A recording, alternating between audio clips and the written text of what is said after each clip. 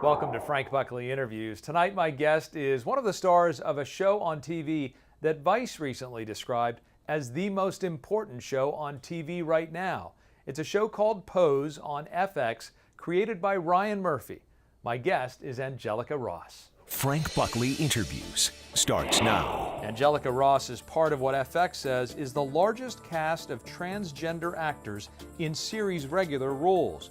But despite her celebrity and success, Angelica says she still feels fear when she's in public because she is trans. One day I was coming from a photo shoot and walking down the street and walking past a group of guys by like a barber shop, and they were like, hey, oh wow, baby, catcalling or whatever. Yeah. And as I start walking past and through, one of the guys like, no, that's a man.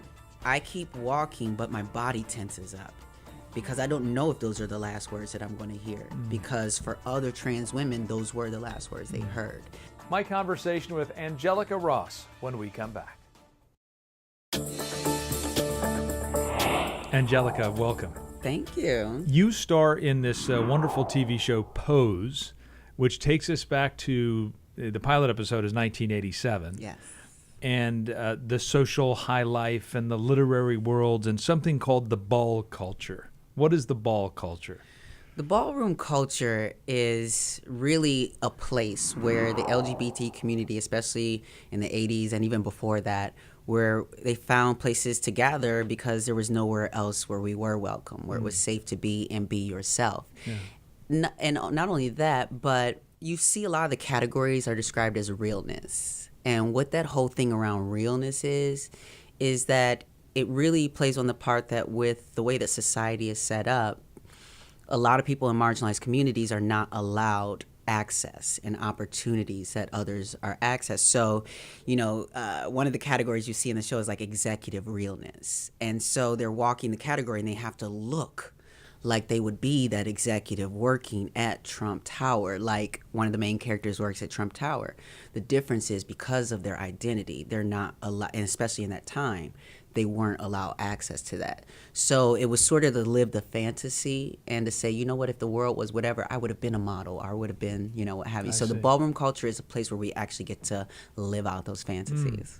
And you mentioned the fact that things were different even in the 80s, the late 80s. I mean, here we are in 2018, and this show features the largest cast of transgender actors in series regular roles and the largest recurring cast of LGBTQ actors ever for a scripted series, according to FX. Yes. I mean, that's groundbreaking, and at the same time, yeah, we're at a period where it shouldn't be groundbreaking. Right. It should have happened a long time ago.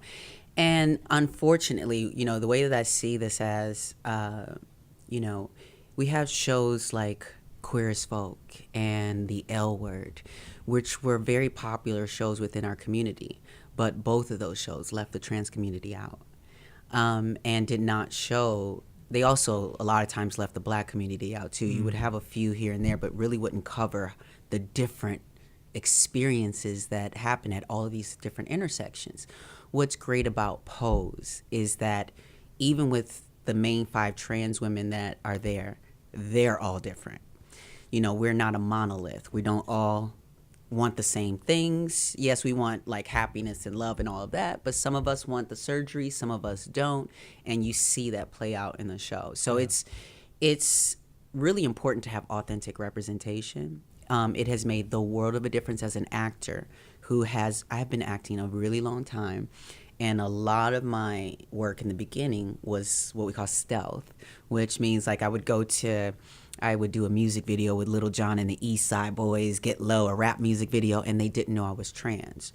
Or I would be, in different commercials and different movies, and they did not know that I was trans. And I was so terrified of being found out.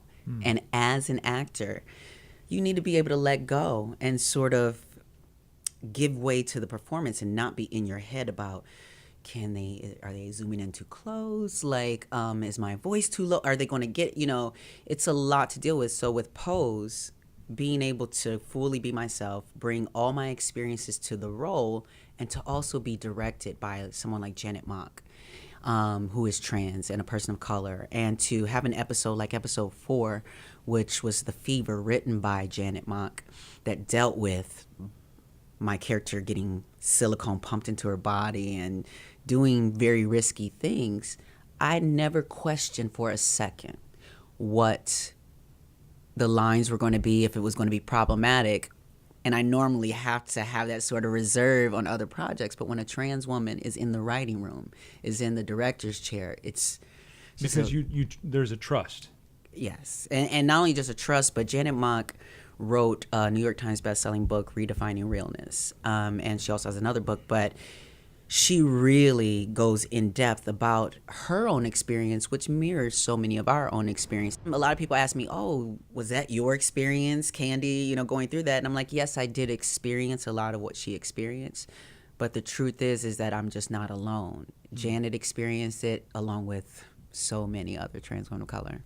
So many trans women, period. Yeah. In the pilot episode, we see a young teenage boy in his home, and he is confronted by his father. This boy is gay, and his father beats him up and throws him out of the house. And the mother then yells at him, and he's pushed out. Mm-hmm. And I wonder, I think that's not an uncommon reaction for people in some settings. And I wonder, to the extent that you want to share what you experienced, what was it like for you? Yeah, I mean, I was thrown out too, and it was pretty dramatic just like that, actually. It's so funny. It was very similar because I had come home after being sort of dismissed from the military. I come home and I was like, you know what? I'm living my life for me. And I started transitioning immediately. And I went to a friend who did a weave, like a sew-in hair for me. And so when I came home to my parents' home and had this like short bob hair, and my mom just kind of freaked out, and she was like, what are you doing? And she grabs at my hair and tries to take it off. Mm-hmm. And when she realized it's not a wig and it's not coming off, she was just like, get out, you cannot live under my roof like that, get out, and, I had to leave the home at that point and find somewhere else to stay. But it was so crazy. So many of our, I don't want to use ableist language. What's so interesting about the situation is our fans. When they saw that, so many people said that was my experience too. And I also think that so many families, my mom included, sometimes have this revisionist history around how things happened and went down. So a show like Pose that recreates these scenarios, when my parents have to watch, they still have to face the facts that we were like that, and we had to grow from that place. And hopefully people who are still there, because right now I think in Los Angeles, I just saw, there's going to be a funeral soon for this little boy that was killed because their parents thought that he was gay, killed.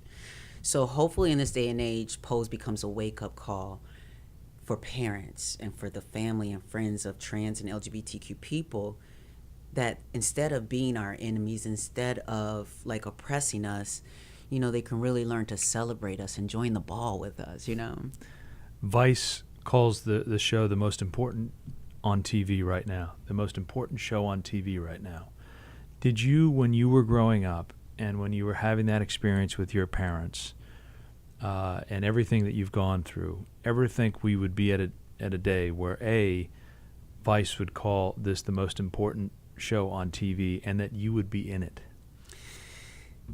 That's an interesting question, because yes, I did kind of in a vision way see it coming. Okay. Now it was like I didn't know when it would happen, so the fact that it's happening now is a bit of a shock, because the state of the world is very interesting, and I thought it would take a little bit longer to get a show like Pose on the air. But I did know. I'm someone who grew up in the church. Even though I'm Buddhist, I grew up in the church. And early on, I sort of had a recognition of a purpose tied to my life. And through my own spiritual practice, I have clarified that and been able to clarify that. So even getting a role like Pose, it was interesting because in the beginning, I did not want to be on this show. And it's not that I didn't want to be on the show. It was just that I didn't see myself on the show. They were auditioning for 2 roles, Electra and Blanca. And I didn't see myself as Electra, the house mother, you know, at that time. And then she is also a little older too, you know, so I didn't see myself yet playing that role. Right. And then Blanca is a Latina trans woman, and I just didn't see how I fit doing that. Right. But all my agents, my manager, everyone was like, no, you have to audition for this. So I send in a self-tape audition at my agent's office and get a call back. And I'm like, oh, wow, okay. I had passed the audition on to other girls. Like, do it. Wow. But they were like, no, we want you to come for this callback. So I went to the callback for Blanca, for the role of Blanca. And I did not get the role of Blanca, obviously. But Ryan Murphy was like, I think you're a talented actor, and I would love to work with you in the future. And I thought he was just kind of BSing me and just kicking me out the door. You know? And let's tell people who Ryan Murphy is, if they don't know. The creator of Nip Tuck. Yes. The creator of American Horror Story. Yes. Glee, Yes. among many others. And now American has a Crime Story. Yeah, yes. has a gigantic deal at Netflix Yes. now. One of the most prolific writer, producer, directors in What's in interesting, TV. too, about Ryan Murphy is that he, at one point, was in the fire with the trans community, especially because of like shows like Nip Tuck, which was one of my favorite. It was one of my favorite shows. I love that show. And then it got to these storylines with trans women, and it was very problematic, especially because we were in a time where we rarely have positive depictions of trans women. And so both what we went through in the sort of like pumping and surgery thing, as well as then you have this character who seemed to be passing and cis, and she was a therapist and she had a son and everything, but they made her really deranged and all kinds of things. And people already think that trans people are deranged. So, you know, there was a lot of backlash with Ryan Murphy back then. And so when Pose came about, some people were a little nervous that Ryan Murphy was at the helm of this.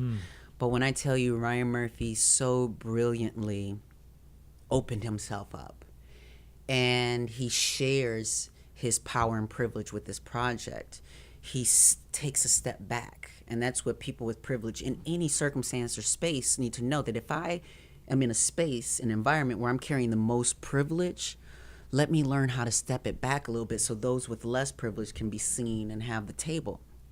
So he recognized the space that needed to be filled, and he filled it. And the show itself is a love letter to the LGBT community. It is restorative justice to our history, in the sense that in the LGBT community, our history has been whitewashed a lot. And, you know, with Stonewall as well, you know, there was a movie that came out that had a lot of backlash because they put some young white, you know, character in as this like lead that was leading the Stonewall stuff, when it was a trans woman of color who threw that first rock or brick, you know, and was like saying, I'm saying no to the police that were constantly harassing them. So he has put Janet Mock in power. He has put trans people in the director's seat, in the producer's seat, in the makeup chairs. He realizes that by giving us this sort of equity, because equality is not always the solution. We really need equity, people to have a stake in the game. Yeah. So now that I'm making a good salary, now that Janet's making a good salary, we actually can not only live wonderful lives, but we can go on to create more content. It's interesting that Ryan Murphy decided to set this in the 80s, because it seems to me that the trans community was a certain place in the 80s. It is a different place today in terms of acceptance. Maybe. No? So I think that what's been very interesting in bringing up the conversation is having a show that takes place in 1987, and then looking at where the trans community is now and realizing some of the stuff that we're talking about there is still the same things that they're dealing with. So in some aspects, it seems like we've gotten, and we have gotten some progress, but we are currently with an administration who has removed all mentions of LGBT community from the White House page. I went to the White House 2 years in a row, took pictures with Obama, worked with the White House liaison, and expected a certain relationship with the White House going forward. But the White House has clearly communicated that they're not an ally of the LGBTQ community. So my perception is that things have changed. You're saying that, yes, things have changed. There has been progress in terms of acceptance of people in the trans community, but it's not there where it should be. Not nearly. And I wonder, do you ever fear for your safety? All the time. All the time. And that's why things haven't changed all the time. Trans women, just 4 were killed in Jacksonville. When I shot my first season of Claws, before I got to New Orleans, I got the news that 2 trans women were killed in New Orleans. So while I was filming Claws, I stayed in my hotel most of the time because I was afraid to go out. Because what happens is when I go out into the French Quarter, where everyone's celebrating and drinking, I'm usually catch men's attention. You know, it just happens, and they may think I'm beautiful or what have you. But then, as the male gaze goes to sort of zone in on a woman and start to break her body down, they start breaking my body down with their eyes, and then sometimes during that process, I'm clocked or found out as a trans woman. And then I no longer know if I'm safe, especially when alcohol is introduced into the mix. I'm having a very interesting experience as a celebrity. On one hand, feeling this wonderful experience and having these wonderful photo shoots. And one day I was coming from a photo shoot and walking down the street and walking past a group of guys by like a barber shop, and they were like, "Oh wow, baby," catcalling or whatever. Yeah. And as I start walking past and through, one of the guys like, "No, that's a man." And that's people don't even understand how violent that feels and how violent that is. But as they're calling me a man now, I keep walking, but my body tenses up because I don't know if those are the last words that I'm going to hear. Because for other trans women, those were the last words they heard. Isla Nettles in New York, was a young 20-something-year-old who was beat as guys were catcalling her from across the street. And once they realized she was trans, beat her to death. So being a celebrity is one thing, but being in the streets, they don't know whether I'm a celebrity or anything. They just know that that's a trans woman. And depending on how they're educated and socialized, I may or may not be in danger. I think that's why one of the reasons why the work that you do outside of the acting is so important. Tell me about Trans Tech Social Enterprises. Trans Tech is an online and offline community. And it's something that, as I founded in 2014, I struggled to really communicate to my community that this is not your typical nonprofit that is handing out bus passes and stipends and really handicapping, because I find a lot of nonprofits create this sort of Friday fish fry where they're like, come on to the fish fry and get something to eat, but they're not teaching people how to set the table, how to fry the fish, how to catch the fish. They're not giving them those skills. By the way, the Wisconsin in you just came out when you start talking about fish fry, but go yes, ahead. Exactly, yes. Oh, I love Lake Perch. You're originally from Wisconsin, I'm from Wisconsin, right? Yes, right. So a lot of fried fish. But, so I had to slowly but surely reach my community in a way to let them know I'm teaching you how to become your own hero. The heart of this organization is the community.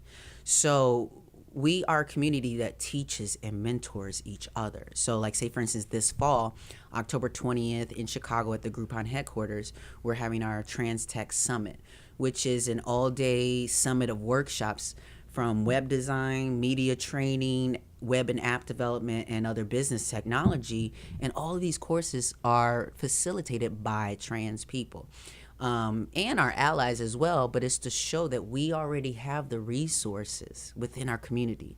We've just got to activate them. Last question. Many people will watch an interview like this and say, they're not buying it. Right. And they are very skeptical, and you've heard it all. And I just want you to speak to them and help them to understand who you are and what you hope for them to understand about you.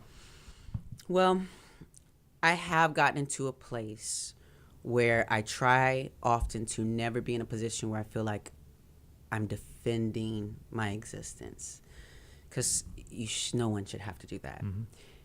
What I try to point out right now is that our humanity is under attack right now. Our humanity is at risk. A lot of things are happening right now that we're asking ourselves, is that humane? Is that humane treatment? And so I just would challenge people to think about what is the humane response. Whether you agree with someone or not, how do I respond in a humane way? And we have to also understand what it means to have growth, meaning, even I'm not a Christian, I'm a Buddhist, but even, Jesus hung out with all people because he recognized that you have to meet people where they are, and from where they are to where they're trying to get to is their journey, is their purpose. And so you have to be willing to see the potential in people, to have value, to grow, and not compare people to one another. Everybody can have their own identity here. No one has to be like the other. Angelica, Ms. Ross, yes, thank you very much. It's been a great conversation. So much. Yes. My thanks to Angelica Ross for a terrific conversation. If you'd like to hear the entire uncut version of our conversation, check out the Frank Buckley Interviews podcast. It's available wherever you listen to podcasts, including Google Play and iTunes and KTLA.com. If you'd like to give us some feedback on Frank Buckley Interviews, tag me on social media. I'm Frank Buckley TV on Twitter and Instagram, and there's a Frank Buckley Facebook page as well. If you'd like to share the show with your friends around the world, you can share the entire show when we post it on YouTube on Mondays. Just search for Frank Buckley Interviews. Thanks for joining us. We'll see you next time.